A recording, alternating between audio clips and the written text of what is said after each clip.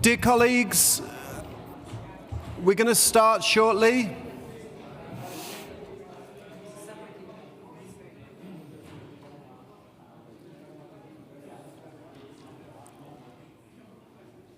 If we could take our seats, please, and just to note, one of the interventions in the next session will be in Russian language. So if you need your interpretation devices, they're available on the tables and at the back of the room.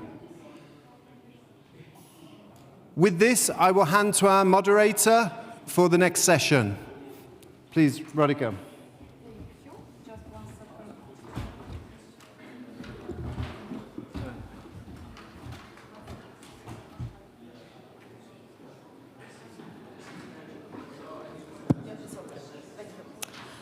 Good afternoon, distinguished guests, colleagues, and esteemed speakers. Welcome to all of you to the session number 3, or the event of today, Roundtable, dedicated to the financing water. And the title of this panel is Towards a Financially Sustainable Water Sector, Application and Reform of Economic Instruments. We are gathered today, we stand as a pivotal moment for the global water sector. The necessity for sustainable water management has never been more urgent as today. Water is not only essential for life, but also, as we discussed it today already, is also essential for social, economical development, climate resilience, and environmental sustainability. However, the sector faced significant challenges, including financial gaps, insufficient pricing mechanism, and inadequate investment framework, or sometimes inadequate investment understanding.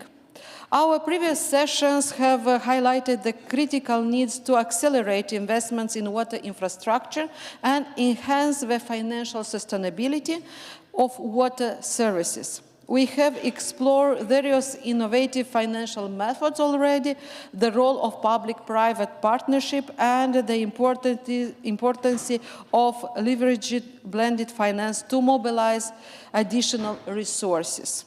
Today's sessions will delve deeper into the application and reform of economic instruments in the water sector. Effective economic instruments are crucial for ensuring the efficient allocation of resources, promoting water conservation, and incentivizing investments in water infrastructure. And we already had such kind of nice examples from, for example, from the Netherlands. We will discuss successful case studies, best practices, and innovative approaches from the partners countries, aiming to draw lessons that can be applied across different contexts. So we have here in the panel very interesting and well-known person, the people who already had experience or working quite a lot of time in the field of water resources, infrastructures, and also in the field of investment and financial issues. So we will have the opportunity to discuss today with colleagues which are in front of us, and I will invite for the short statement my very good friend, First Deputy Minister, Ministry of Environmental Protection and Agriculture of Georgia, Madame Nino Tandilashvili. Nino, the floor is yours, and it's up to you if you want to stay here or to use the... Okay.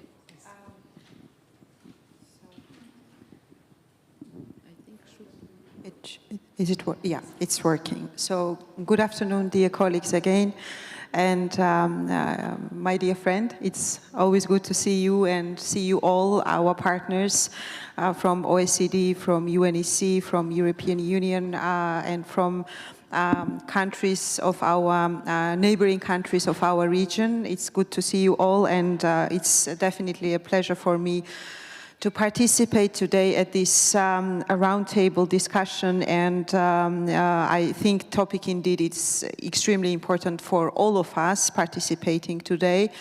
and tomorrow in this meeting, because we all understand that within these times of climate change, the water resources management and sustainable management of water resources play a key role for our countries and for our communities and for our societies. And it's not only about the management of water, but it's also about the qualitative and quantitative efficiency of the water resources, which is pretty much related to our citizens and to our future development and development of our sectors. Maybe I will briefly inform you about where we stand at this moment in Georgia and why water sector reform is extremely important for us and why also the financial sustainability is important for us. Let me start by highlighting that last year the Parliament of Georgia has adopted the new law on water resources management, which is fully based on European Water Framework Directive and some other important directives as well, aiming at implementation of water resource basin management system in the country, a so-called integrated water management system in the country. We've been working on this legislation for quite a long period of time, and I would say the discussions were even longer. Because, and I'm pretty sure you know what I mean, because it's not only about the Ministry of Environment and Agriculture, which I represent at this moment, but we know that water management is cross-sectoral issue, and so we had very intensive and important discussions with all respective government authorities and also with the businesses in the parliament, in the government, and then based on the, I would say, national consensus, we were able to adopt this law last year, which will start its implementation from 2026, but a bit of a context what was before and where we stand. Unfortunately, the water sector was totally deregulated for many, many years. So back in early 2003-04, the government decided that water sector, so the deregulation of environmental regulations will help businesses to come and to do the work easier. So there was a total deregulation of environmental sector, including water sector in the country, abolishment of respective regulations. So we started to build up the systems again and again, starting from measuring quality and quantity of the water based on European standards and methodologies, going to establishing laboratory capacities in the country, which we did not have. And I'm extremely happy that European Union supported us a lot to establish these laboratory capacities through the support of different programs and different projects in this regard. Capacity building and strengthening the capacities of governmental authorities is extremely important, because if you don't have the staff who will be working for these new methodologies and for these new regulations, then implementation would be even more difficult rather than the adoption of these regulations. And we are in the process of the capacity development, and here again we are extremely happy that international partners and European Union shows the continuous support of our water sector reform. It's, I would say, one of the top priorities of our EU integration agenda, because we all know that without efficient water resources management, environment protection and climate challenges cannot be tackled and responded. So it's one of the top priorities for us. We are actually developing also laboratory capacities, not at the central level, but also in the regions of Georgia, to ensure that quality of the water is checked, and so the information is spread among the society and it's publicly available. And also river basin management plans respond to those challenges that each region, each different region of Georgia has. On the last point, what I would like to highlight is related to the involvement of local municipalities in the process, because we all understand that if the local self-government authorities are not fully involved in the process and they don't feel the part of this entire reform, it will be difficult to manage everything from the central level. So we are are also in the process of developing capacities of local municipalities in this regard. And as a last and one of the most important point I would like to highlight is economic instruments, because we all understand that for the businesses, for the population, for the citizens, for different sectors of economy, we cannot ensure the sustainable use of water resources if there is no efficient economic instruments in place. Unfortunately, for now, we don't have any taxes or fees for abstraction of water resources. We are aiming at introducing this type of fees for water abstraction.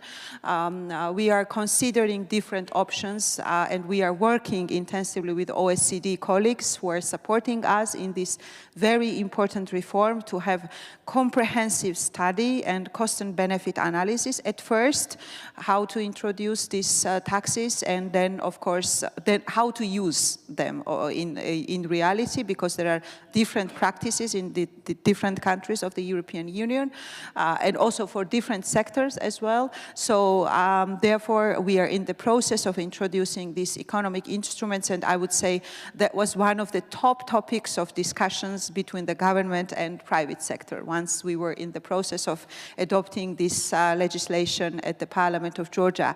So I think that in a nutshell, what I can say is that there are different practices and different instruments used in different countries of the European Union and also our neighboring countries, but we believe that all those instruments has to be aligned with the country-specific situation, without, of course, leaving behind those important regulations, which is working at the EU level for many, many years, and which proved that it is efficient and which actually brought the concrete results in practice. So we are committed to continue our reform, to continue the effective implementation, of course, of this entire reform of water sector, together with other government authorities, together with the businesses, and of course through the support of EU. And let me take this opportunity to thank once again European Union, who is also recently allocated quite an amount of support programs for Georgia to help us in this entire very complex and important reform for our country. Thank you very much once again for your attention, and I'm more than happy to be here today. Thank you, Madam. Yes, thank you, Madam Deputy Minister, and indeed, thanks for sharing with us the experience of Georgia or the reform which is ongoing. And I would like to say that to elaborate a new law on water management and to have a strong debates with a lot of stakeholders, including business, indeed means a lot of work, a lot of dedication, and a lot of thinking the system entire. So more than this, it is very interesting to analyze later on the results of the deregulation of the water system, because this is quite a new approach, and this is very interesting to understand how to manage and how to monitor the system, especially on in the water issue. But I'm quite sure that we will have a nice results and could be a nice examples for others. And let us wish you a great success together with OECD in elaborating the new approach of the taxes or fees on the water abstractions, and to see maybe for other countries which are which also are in the process of rethinking the taxation system, could be also a nice example. I'm speaking now also on behalf of Moldova, because Moldova is also in this process, but we will discuss later today with Victoria. But now let us ask our colleague, Lilit Abrahamyan, Head of Water Policy, Minister of Environment of Armenia, to speak about the water abstractions and pollution charge in Armenia. I would like just to inform you that Lilit will speak in Russian, and please use your headphones. Thank you. Lilit, the floor is yours.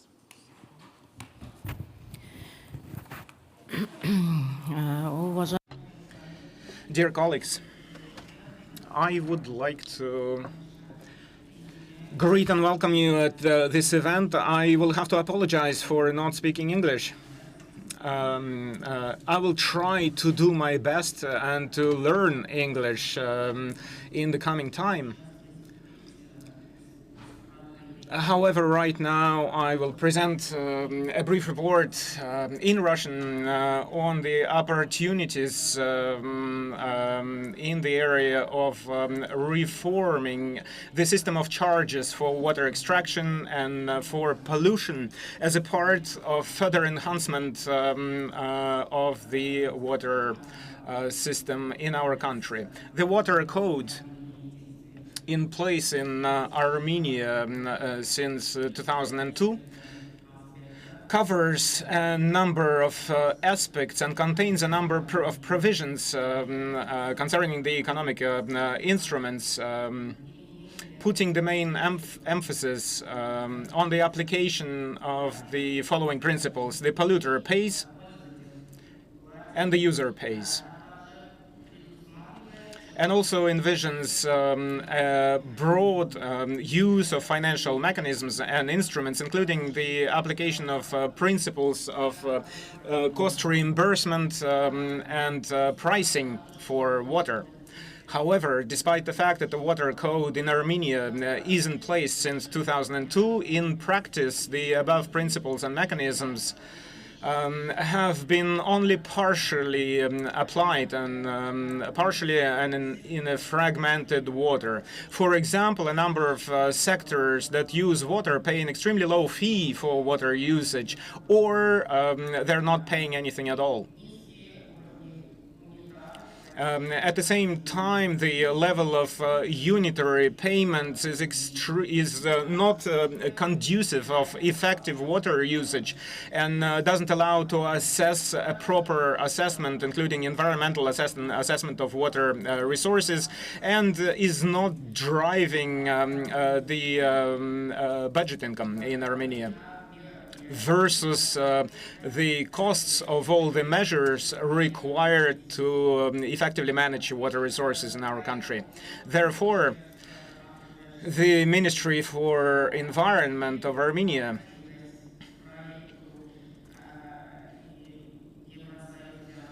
has contacted the EU for Environment project to improve the quality of data in Armenia, and together with OECD,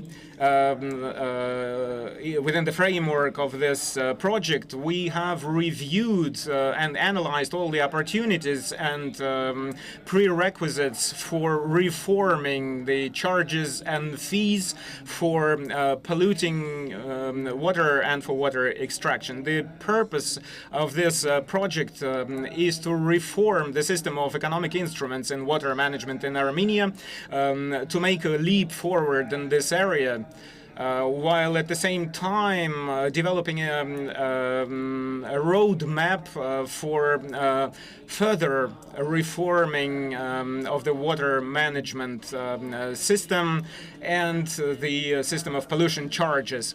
We are working to implement our short-term, mid-term, and long-term objectives, and an important aspect here is that the reforms have to be effective. And we are also working to develop a number of associated measures. For example, the mechanism of redistribution of revenue from water extraction and the pollution fees, and the use of this revenue for further development of our water resources. If we don't do that, obviously that budget revenue will be used elsewhere and will never come back or go back into the water sector.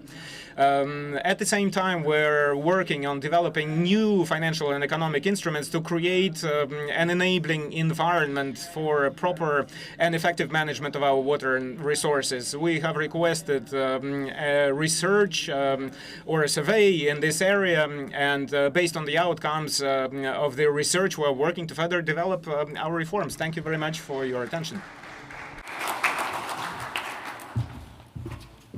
Madam Abraham, yes, thank you. Thanks a lot for your presentations. And I would like to just make a short summary and to make a short conclusions of what you mentioned during your presentation, that Armenia is in the process of conducting a very big reform. And this reform on financial instrument, economical instrument, indeed, it's very huge. It means a lot of resources, means a lot of investments and a lot of involvement of different actors, from environment, from water management, from fiscal and financial system, and also means that it's necessary also to change the behavior of the consumers, because now it's very important to understand who is paying, that the amount of the fee will be increased, and the category of the actors which are obliged to pay, it will be also extended.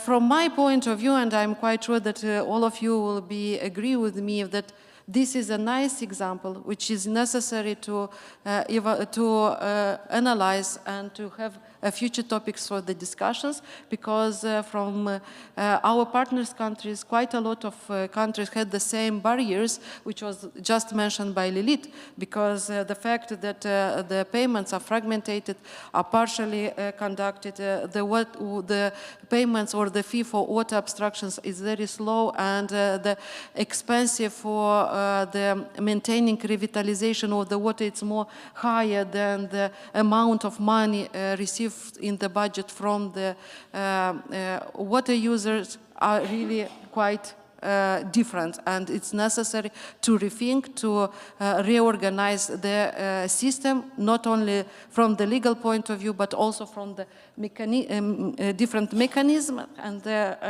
I'm quite sure that this approach, this exercise and these cases should be evaluated and taken as an example for the future.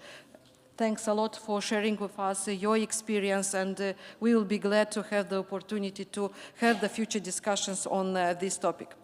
Let us keep the same country, and we have another representatives of Armenia, and I would like to invite Mr. Martin Tiros Naibadian, Deputy Chairman, Water Committee of the Ministry of Territorial Administration and Infrastructure of Armenia. And we will ask him to present a little bit of the experience and on addressing subsidies provided to different water users, association, especially in the field of agriculture, because today we had several discussions about the effect of subsidies in the agriculture from different countries. Let's also have the experience of Armenia. Mr. Martiros, the floor is yours. Thank you. Thank you very much. Thank you, dear colleagues. I am Martiros Nalbandzan from Armenia. I am Deputy Chairman of the Water Committee. Let me briefly introduce the role of the organization which I am representing. Water Committee is the state governmental entity in charge for management of water system over the country, in both drinking water supply and sanitation, and also in irrigation sector. First of all, many thanks for providing this opportunity for making this short intervention on the review of technical performance of WUAs in Armenia and identification of opportunities for performing irrigation services, fees and subsidies performed within the OECD component of the EU for Environment, Water and Data project. As you know, already Water Code of Armenia adopted in 2002 envisage broad application of financial mechanisms, including the application of the principle of cost recovery and water pricing. However, despite that code is in force for over 2 decades, these principles are applied only partially. For irrigation and water supply services, the subsidies are widely applied to cover the cost recovery. Despite this, the effectiveness of subsidies in achieving the policy objectives is questioned, which shows that for several key indicators, allocation of subsidies did not have an expected positive impact.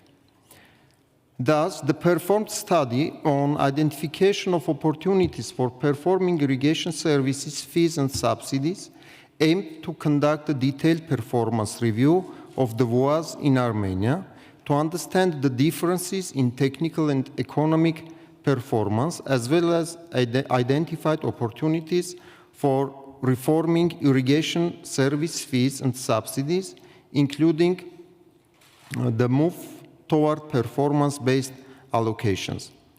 The overall goal of the study was to prepare recommendations to policymakers to improve the economic and technical performance of WOAs and reforming the irrigation service fees and subsidies, including development of corresponding accompanying measure that could be implemented to make reform happen. The following tasks were implemented within the assignment. Review of the technical and economic performance of WOA. Second, identify options to reform irrigation service fees to achieve cost recovery level. Third, perform affordability assessment and identify accompanying measures. Fourth, identify options to reform the current system of irrigation subsidies. And the last, fifth one, prepare a package of policy recommendations to decision makers. The proposed approach for reforming the irrigation service fee was based on balancing the two main principles of cost recovery and affordability. Cost recovery principle, cost for irrigation water supply, at least in terms of operational and maintenance cost, should be covered by the irrigation service fee. Second principle, affordability, irrigation service fee should be affordable for the water users. Based on that, several possible options of reforming irrigation subsidies were explored in detail, including the following. Allocation of the state budget subsidies only for compensating the WOA cost for consumed electricity and purchase of bulk water through direct payments to service providers made from the treasury account on behalf of WOAs. Second, allocation of the subsidies according to certain crops. For example, pomegranate, wheat, when the irrigation service fee raises affordability issues. Third recommendation, making the size of irrigation subsidies closest to the affordability level for farmers. Next one, performing cross-subsidization of WOAs.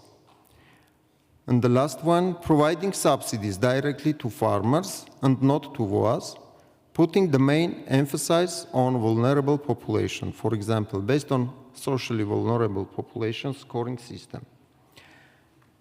We find all these policy recommendations very interesting and useful and are currently explored to implementation modalities as part of further reform of the sector in the country. And as it was mentioned by my colleagues already, parallel some initiatives we have in country level currently to make significant reforms in overall water policy.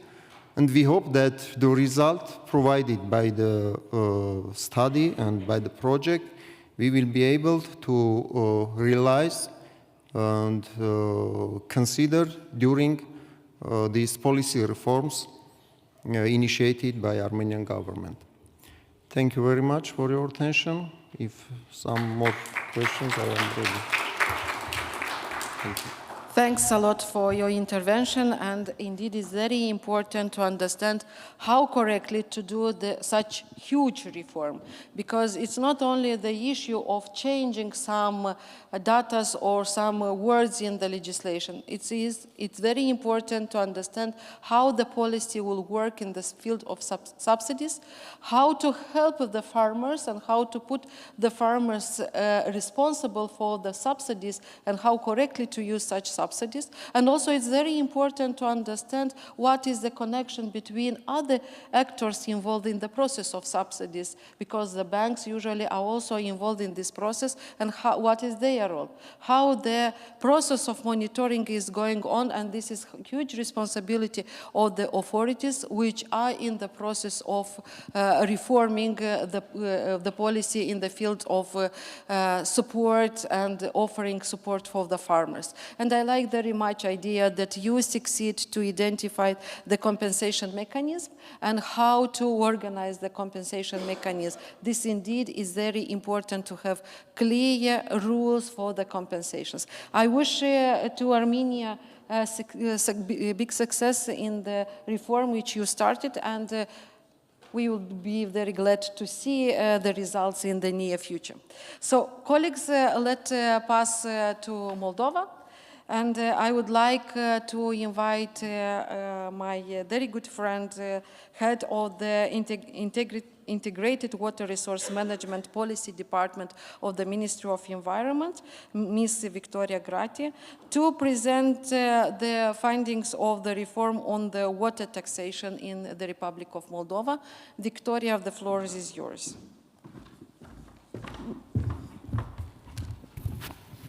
Thank you so much, dear Rodica. It's a pleasure for me, together with you and other colleagues and partners, to be part of this event, and thank OECD for invitation, first of all, and for the opportunity to have this intervention.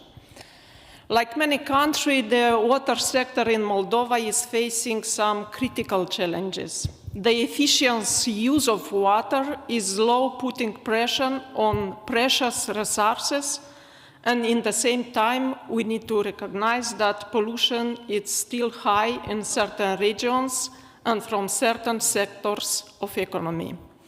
Climate change is creating pressures, especially through flooding and droughts, which are becoming more and more frequent. There is a need to increase access to affordable and quality drinking water and sanitation services, particularly in rural areas. Meanwhile, in the European integration process, the Ministry of Environment has invested significant efforts in approximation of the current legal and regulatory framework towards EU practice. During last year, we had a very good result. For instance, updating the water law, which transposed several European directives, regulation on requirements for wastewater treatment, and for this year, of course, we also have some important activities. Just a few examples. The River Basin Management Plan for Dniester River, already second cycle, is officially launched for consultation. The law regarding the public water supply and sewage services is amended also, and we have a lot of methodology and standards in process of elaborating in promoting.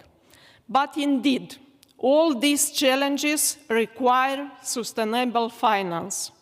We are discussing now new demands, new pressures, and new legal requirements and obligations. We have ambitions to improve the monitoring of water, to improve infrastructures, but also to implement the river basin management plans. We also must increase the resilience of our communities against the threat of floods and droughts. But we have to admit that at the moment, the water sector remains underfunded.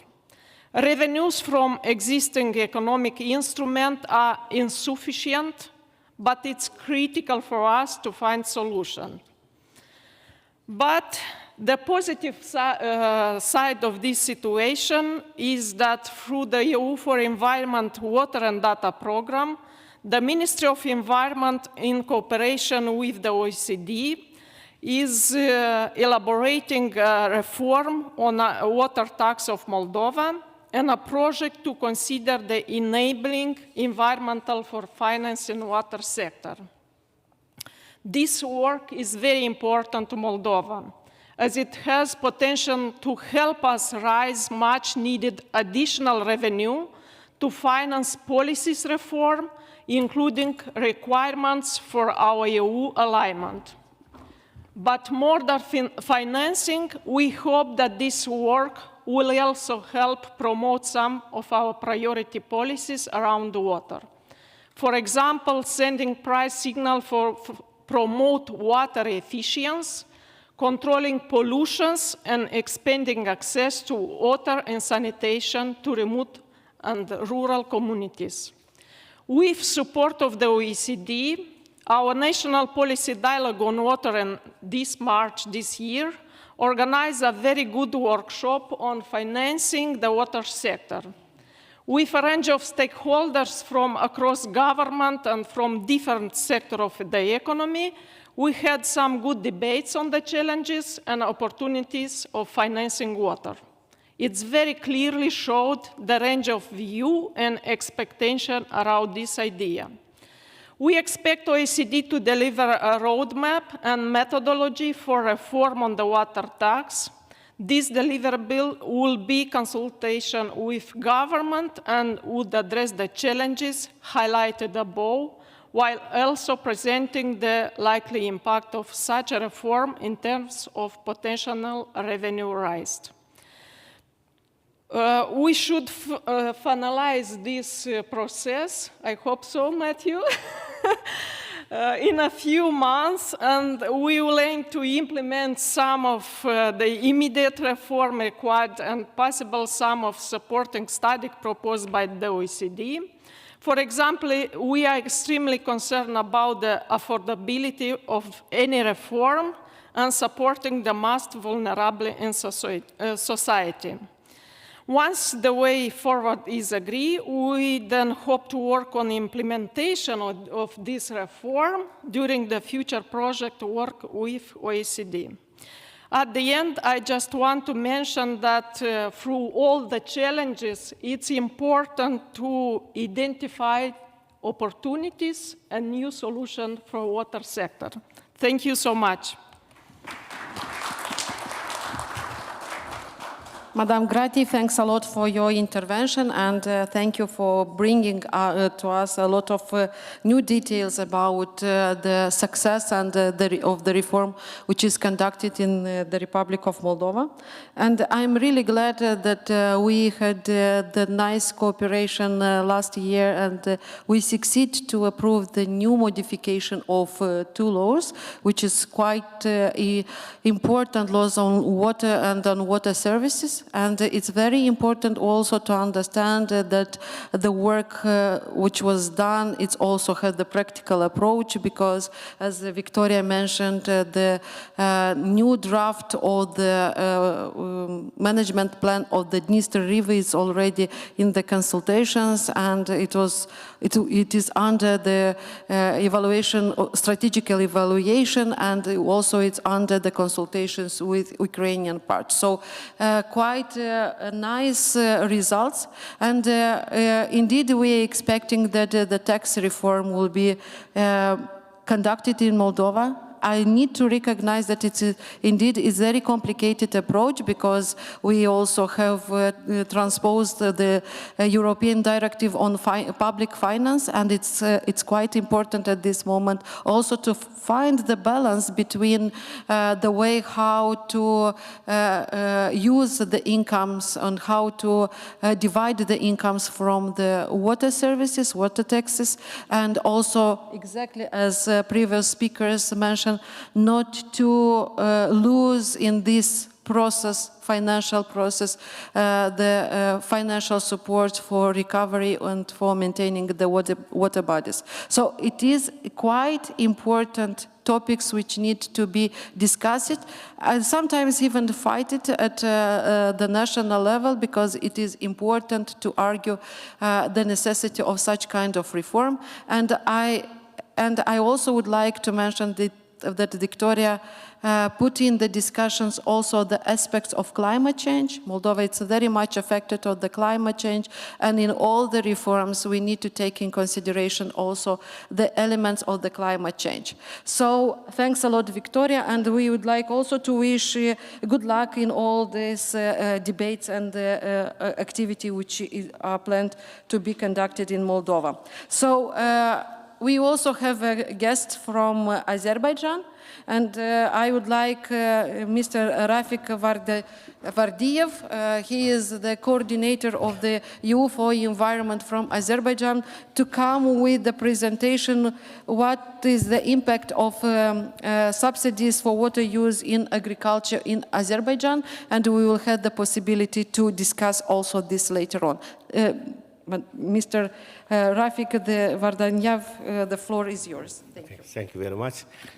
Ladies and gentlemen, I apologize for my colleagues because of visa issues. They couldn't come today, but I will deliver information about existing situation in water supply, irrigation, and I can also talk a bit about drinking water, prices and policies, and how existing practices in the country makes this process to improve in the future. And as many other regions, Azerbaijan is also a water-scarce region. During the last 10 years, we had very big water problem for the drinking water sector and for irrigation and for all other sectors. And almost all reservoirs which were used for drinking and irrigation water supply were empty. We couldn't fill them during vegetation period, and we had some problem. Also, we have big water losses because of the infrastructure. About 40% of water abstracted from sources are lost during their transportation and delivering them to users. I would say that according or in result of reforms in drinking water sector carried by Azerso, the drinking water company of Azerbaijan, prices for drinking water is about close to real their cost. It's about 50 cents per cubic meter, and this approximately same amount is spent by the company to deliver this water to customers, to users. But we have some problem with irrigation water costs, because it's about 100 times less than real cost of delivering of irrigation water to users because of water losses. And also country would like to give high priority to agricultural crop production, and this is priority. That's why government supports farmers and to raise their interest to agriculture crop production and to this sector in general. And for 1,000 cubic meter water, they pay just 30 euro cents. Of course, it is very cheap. And government allocates 500 million manas, which is 300 million euro per year to irrigation water supply system. And this process is ongoing. But according to the new decision of the government, agencies who are responsible for irrigation and drinking water themselves, depending on water availability, also depending on the amount of the regions, will establish new prices, tariffs for water used for irrigation and also for drinking purposes.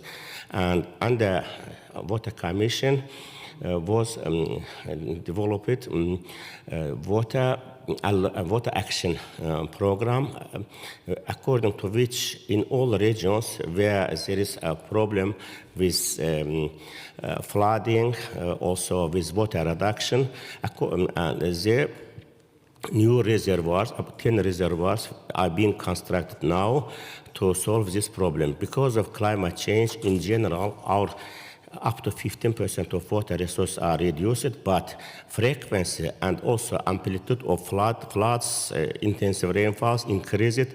That's why majority of water resources are being passed in rivers during very short term, 1 or 2 days, and that's why the idea of constructing of these reservoirs came to force, and now they are being constructed to solve irrigation water supply problems.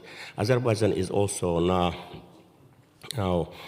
preparing a water strategy, which includes short, medium, and terms of water management according to principles of integrated water resource management, also according to basin approach, which is envisaged in EU Water Framework Directive. And this process is ongoing, and new water agency is created by the decision of the President, according to which drinking water company Azersu, also a Malaysian joint stock company, also a water resource state agency are merged in one big agency to be able to deal with all water resource management related issues. And we hope that this agency will be able to solve this problem in the condition of climate change, and according to different climate scenarios, we are expecting further reduction of water resources. Of course, new adaptation, climate change water adaptation plans are being developed, and I just would like to say that water resources management is one of main priority adaptation plan, climate change adaptation plan and climate change adaptation sector, which is included and will include in our communications indices, and also will be part of our NAPs, National Adaptation Plans for Climate Change.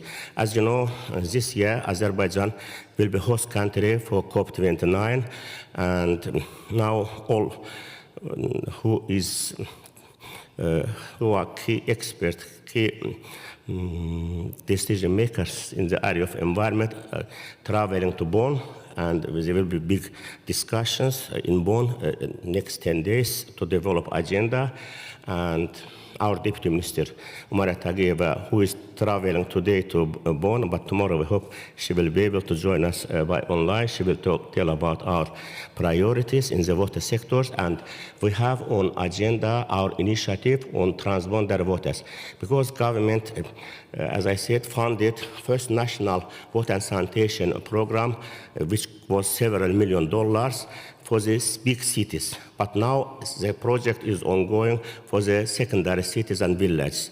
But also, as I said, some 10 reservoirs are constructed. Also, 2 huge magistral canals, Shirvan and Karabakh canals, are being constructed with concrete cover. And this kind of work is ongoing. Of course, this will be part of adaptation plan. But Azerbaijan depends from transboundary waters. 70% of our waters come by transboundary rivers: Aras, Iran, Armenia, Turkey, then Kura itself, and Alazan from Georgia. That's why we are interested to cooperate with our neighboring countries to manage transboundary waters existing problem, also to develop climate change adaptation scenarios, and also act together, cooperate together to apply region-wide approach to management of our transboundary rivers. And we put on agenda climate adaptation for resilience of shared waters, under which we put 2 our water bodies: Caspian Sea, which is characteristic for many parts of the world, like Baikal, Balkhash, Urmia, different others, which has global importance, but should be managed not by one country, but by all countries sharing the basin, for closer or inland water bodies, like water bodies, and also transboundary waters, rivers, where several countries share same basin. And we hope that having a regional approach to this kind of water bodies, also to transboundary waters, will be important. And we hope that climate change adaptation fund can support this activity to allocate some money to level to manage transboundary waters in the regional level. Also consider part of this work and the national adaptation plan, so that countries apply agreed approach. And we hope that by applying this approach, we will be able to apply this new approach to our transboundary waters under climate change umbrella. Thank you.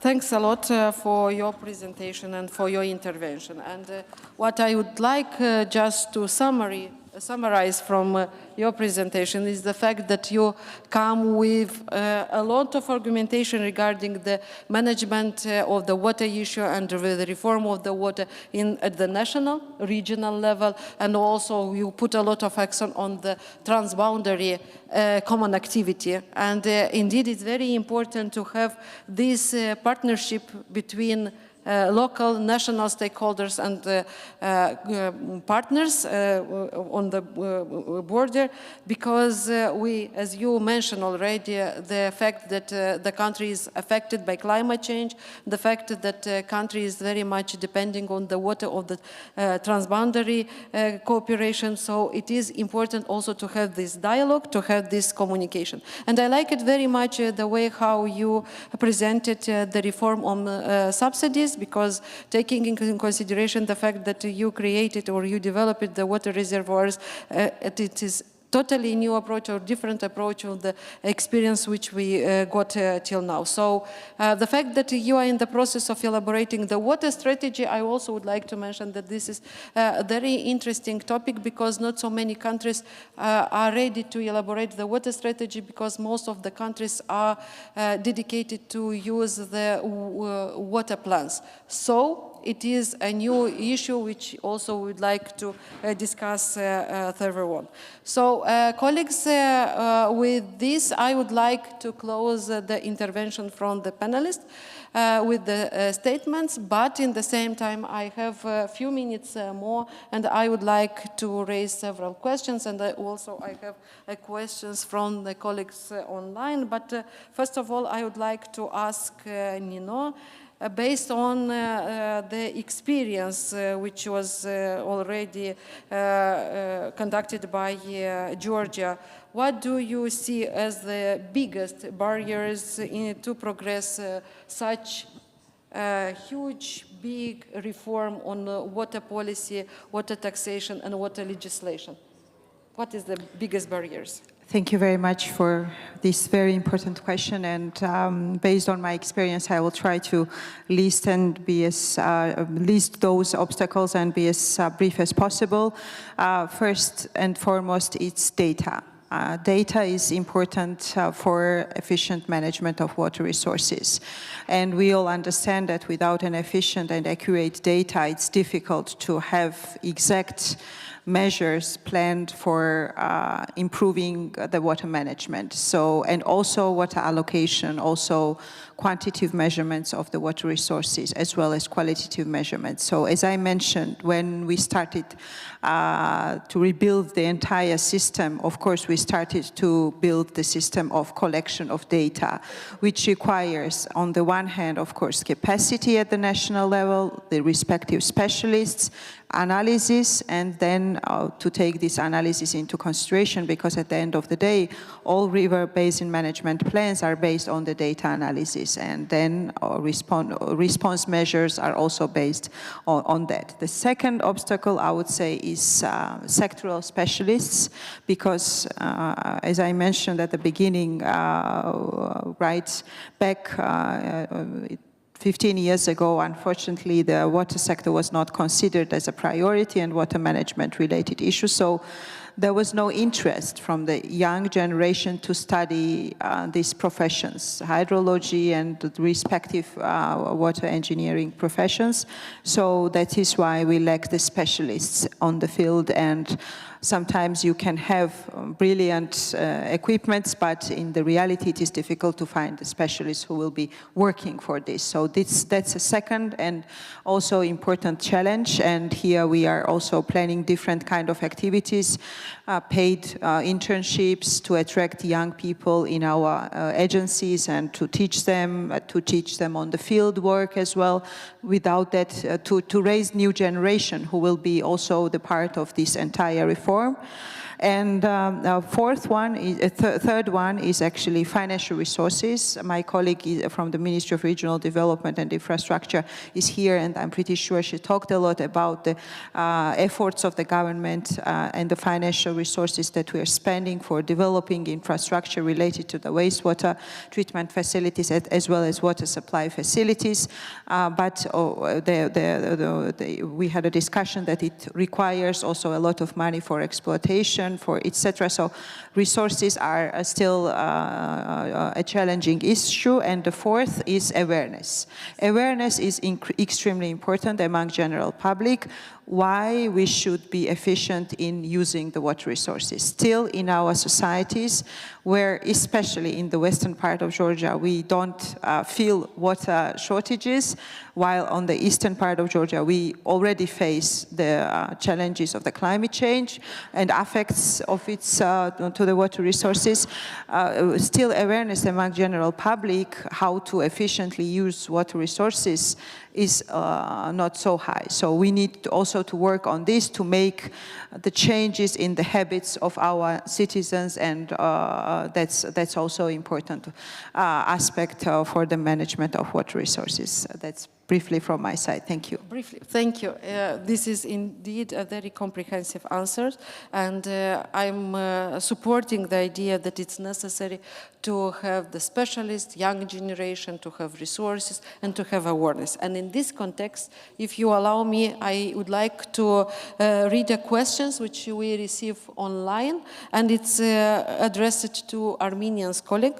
So, as illustrated by Armenia, such reform of economic mechanism require a lot of stakeholders' coordination and, most importantly, someone to drive it, to drive the whole process. The question is, was initiated and drive the reform process? And the second, what are the main incentives to do this?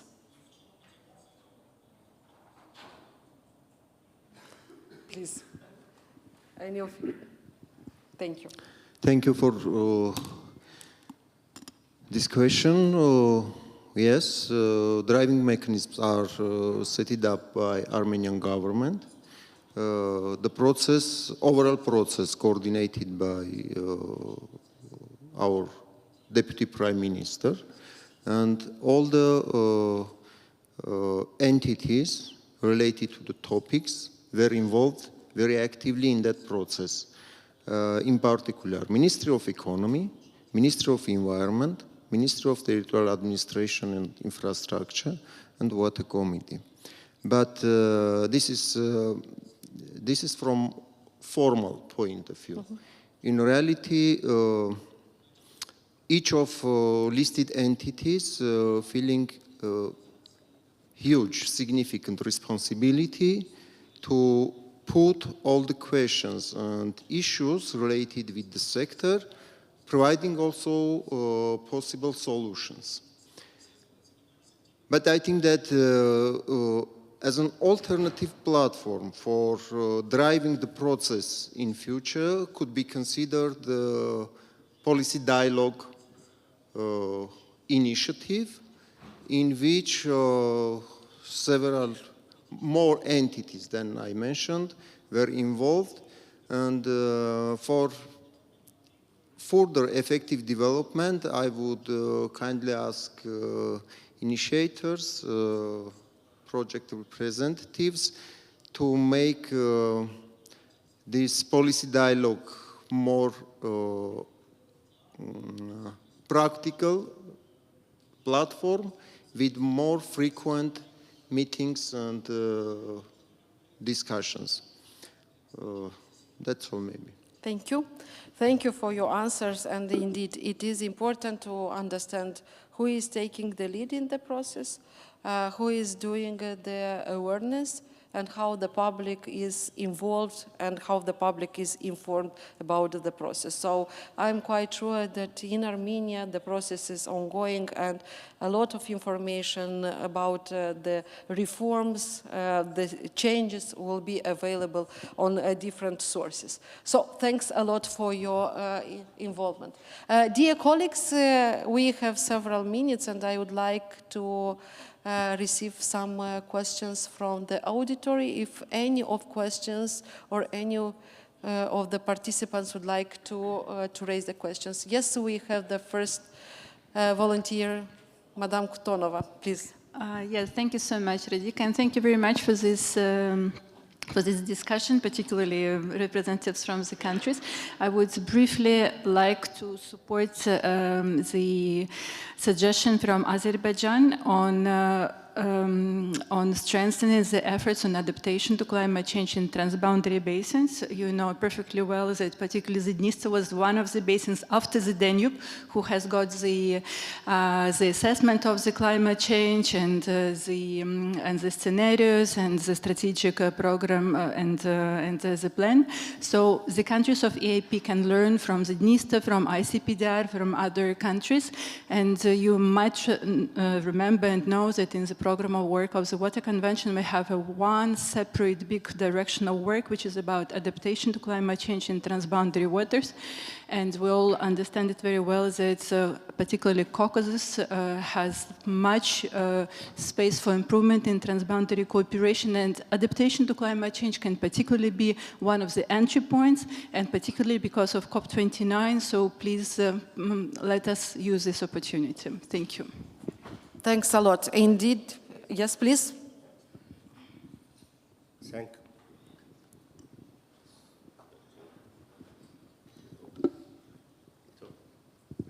Thanks, Tamara. Yes, I just would like to say that yesterday we had very interesting discussion with UNEC team, Sonia Koppel and other colleagues. We discussed. We are preparing it together with convention and also some other international organizations. And in Bonn, more detailed discussions will go on this topic. And of course, everybody together. We are not working alone. And we, of course, are very happy that many organizations help us in this very important process. And of course, we see that in this process, we can prepare initiative also together with all organizations. And we hope that in this process, leading organizations like UNEC Water Convention and other organizations will play important role, and I hope that together we will reach our goals. And of course, using of experience of the Dnieper and other regions, river basins, will be important for further actions. Thank you. Thanks a lot for the explanation and also for the intervention. Indeed, from the previous experience, we can learn more and more, and also we can add new topics for the discussions from the current activity. Any other questions from, yes, Ruslan? Thank you. Thank you, Radika. I have maybe two questions. First one to our colleagues, our neighbor from Moldova, about second edition of river basin management plan for Dniester River. How you assessed first one, implementing of first edition of river management plan, and second, are there any attempt to synchronize Ukraine river management plan? We also in Ukraine have now public hearing about our first edition to Dniester river management plan, and are there any attempt to synchronize river management plans for our two countries? And second question maybe about to all participants, to all speakers, about environmental priorities in decision makers. All of us, I think, realize the importance of of protection of environment, and how your country take into account environmental in decision maker on topic of water tariff and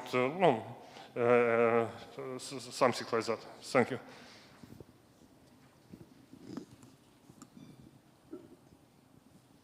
Thank you so. Okay, it's okay. Thank you so much for your question. If I understood right, the first question was about the implementation of the first cycle of the River Basin Management Plan. Yes, we have elaborated a very comprehensive report about the implementation of the first cycle. It was elaborated by independent experts, not by my colleagues from the ministry. So it is, if you want, we can share with you. Actually, we have a lot of presentation on this topic, so it's not a secret. The second question about the second cycle, we have sent the notification to the Ukrainian colleagues about the environmental assessment, and we are looking forward to receive your answer or your position. Thank you. And for the second questions, yes, Nino, you'll open the floor. Yes, if I may answer the question, of course. I mean, the second question is also extremely important because once we're talking generally about environmental policy and environmental protection, it is pretty much linked to the sustainable management of water resources, especially ensuring the quantitative and qualitative measurements and approaches in decision-making process, just to take into consideration how each project or any infrastructural project could affect quality of the water resources and quantity as well. So there are various instruments that is used for ensuring the environment protection aspects in this process. One I could name is effective environmental impact assessment and strategic environmental assessment tools, which is widely used in Georgia. We have new legislation related to EIA and SCA and all the projects where it is related to the water abstraction or water discharge. Of course, sufficient environmental assessment tools are used for that. And within this new legislation, which enters into force from 2026, we are introducing new water abstraction and water discharge permits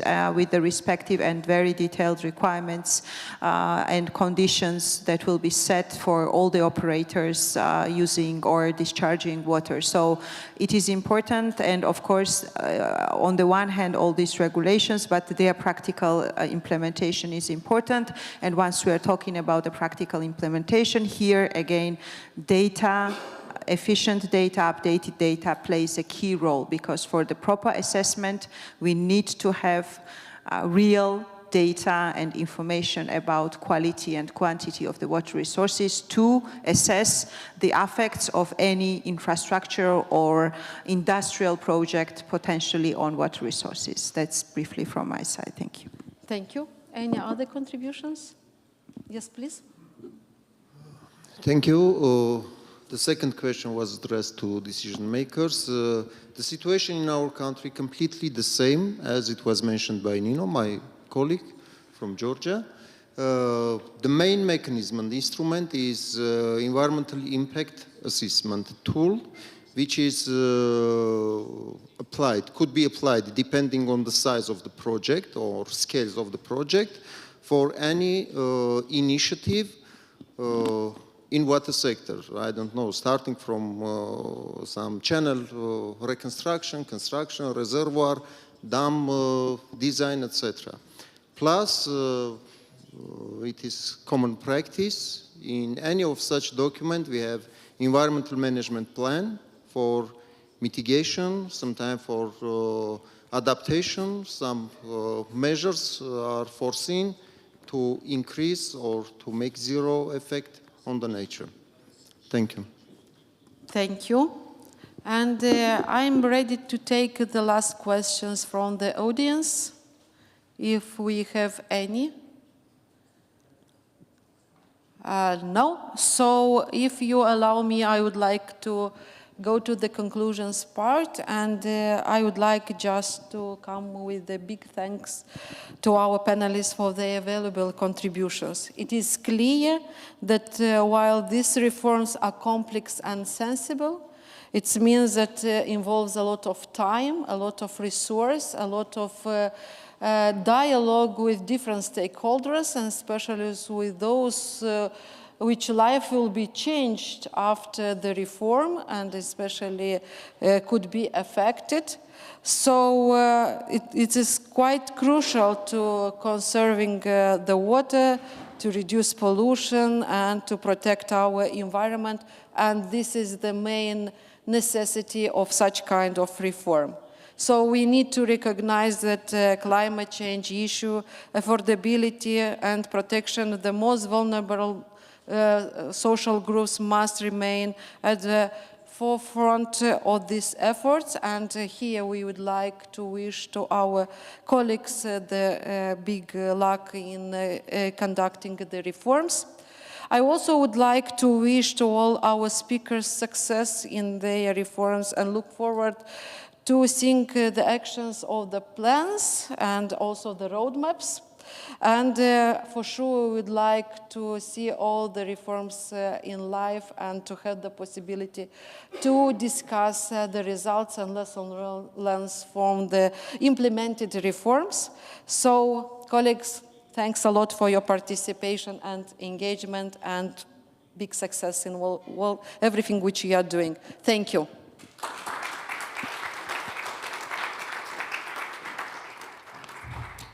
Thanks everyone for that panel session. That was excellent. Thank you, Rodica, for brilliant moderating as well.